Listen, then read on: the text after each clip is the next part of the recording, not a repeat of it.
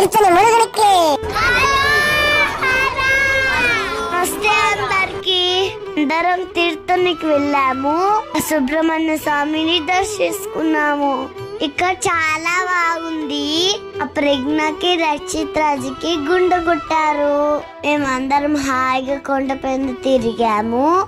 ఆ సుబ్రహ్మణ్య స్వామికి దండం పెట్టుకున్నాము. ఆ నాయనకి గుడిలోనే మెడిటేషన్ దాకా నిద్రపోయింది. ఈ కొండపైన అంతా బాగా తిరిగాము.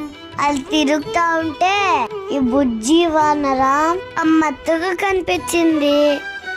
ఇంకా ఈ అవ్వ దగ్గర మజ్జి కూడా చాలా బాగుంది.